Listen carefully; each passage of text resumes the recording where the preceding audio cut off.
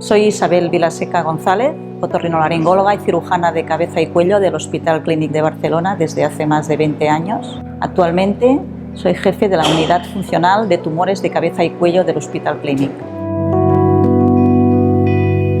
La glotoplastia es una técnica quirúrgica que se utiliza para feminizar la voz en las pacientes transexuales. Consiste en una intervención en la que se hace una reducción del tamaño de la laringe, fusionando la parte anterior de las dos cuerdas vocales y reduciendo el volumen de la masa muscular para que la laringe quede más pequeña y más acorde al que sería el tamaño de una laringe femenina. La intervención se hace bajo anestesia general, con el paciente totalmente dormido. Es una intervención que se hace por vía transoral, es decir, a través de la boca, y que por tanto es un acceso mínimamente invasivo sin incisiones externas.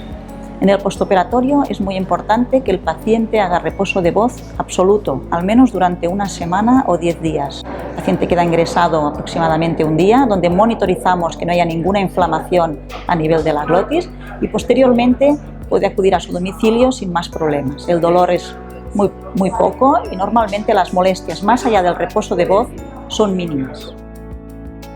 El programa de feminización de la voz en las pacientes trans no consiste solo de la cirugía, es muy importante también la logopedia pre- y postoperatoria. De hecho, es fundamental y las dos cosas son imprescindibles para conseguir un buen resultado al final de todo el proceso. La logopedia preoperatoria está encaminada fundamentalmente a dar estrategias a la paciente para adoptar los hábitos y las medidas que hacen que la voz sea más femenina. Por ejemplo, mejorar el ritmo vocal, hacer inflexiones en la voz, suavizar algunas palabras, la postura, incluso muchas veces hay un cambio de vocabulario. Después de la logopedia preoperatoria se hace la cirugía y en el postoperatorio de la cirugía será imprescindible volver a hacer nuevamente logopedia, en este caso con un fin totalmente distinto. La cirugía ha supuesto una agresión para las cuerdas vocales, vamos a tener unas ciertas cicatrices a este nivel y el trabajo logopédico en esta fase consistirá en mejorar y eliminar progresivamente estas cicatrices que quedan en las cuerdas vocales para recuperar el timbre normal de una paciente. Normalmente, este trabajo postoperatorio tiene que estar monitorizado en sesiones individualizadas.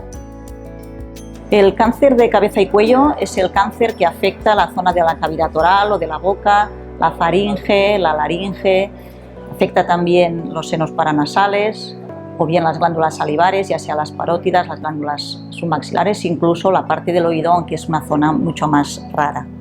Normalmente el cáncer que asienta en esta área, en la zona de la cabeza y el cuello, suele ser lo que nosotros conocemos como carcinoma escamoso o carcinoma de células escamosas en la gran mayoría de casos. Solo las glándulas salivares tienen distintos tipos de carcinomas, pero en la mayoría de las otras localizaciones, el 95% de los tumores serán carcinomas de células escamosas. Estos tumores se caracterizan por estar muy relacionados con el consumo de tabaco y alcohol. Más recientemente tenemos un carcinoma también escamoso que se desarrolla en la orofaringe, que viene originado por el virus del papiloma. En este caso son pacientes más jóvenes habitualmente, que muchas veces no han fumado ni han bebido nunca y que la infección por el virus del papiloma en una determinada edad, al cabo de unos años, es capaz de reactivar y generar tumores a nivel de esta zona.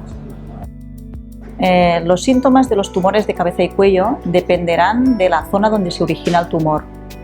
Así, por ejemplo, si el tumor se origina en las cuerdas vocales, lo más probable es que el paciente aqueje una disfonía o un cambio en la voz. Un cambio en la voz que se suele prolongar más allá de 2 semanas. Si el tumor, por ejemplo, asienta en una zona más alta de las cuerdas vocales, en la zona de la supraglotis o en la zona de la hipofaringe o de la base de la lengua, lo más probable es que el paciente consulte por un dolor al tragar, por una adenofagia o incluso por la aparición de una adenopatía o de una masa a nivel del cuello. Y si el tumor, por ejemplo, asienta en la cavidad oral, la manifestación más común será la presencia de una úlcera en esta zona que no cura después de un tratamiento estándar.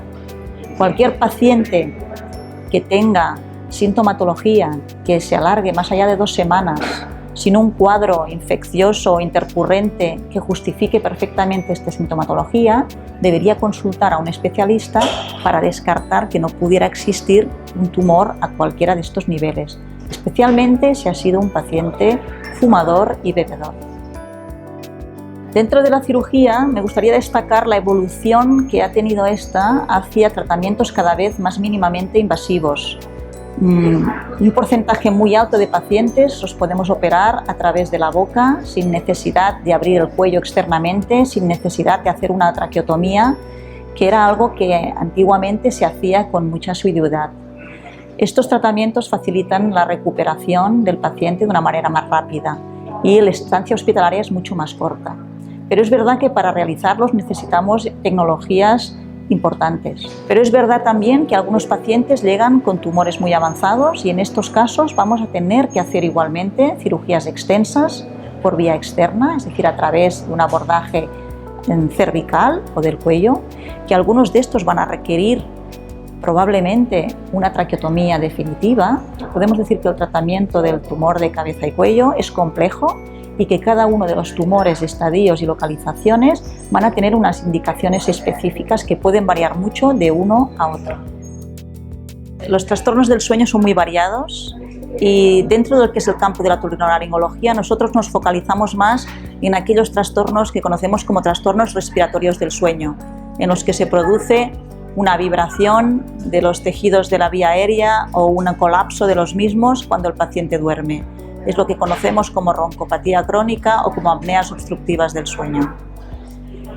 Nuestro rol principal está en el diagnóstico, en evaluar la vía aérea y conocer cuáles son las áreas de colapso que tenemos a este nivel y dentro del tratamiento, en el tratamiento quirúrgico de estas obstrucciones, ya sea a nivel de las fosas nasales y de la nariz, mejorando la permeabilidad a este nivel, ya sea a base de requerir cirugías que afecten a la zona de las amígdalas o del paladar, las llamadas faringoplastias, o incluso a nivel más bajo, en la base de la lengua y la parte superior de la laringe.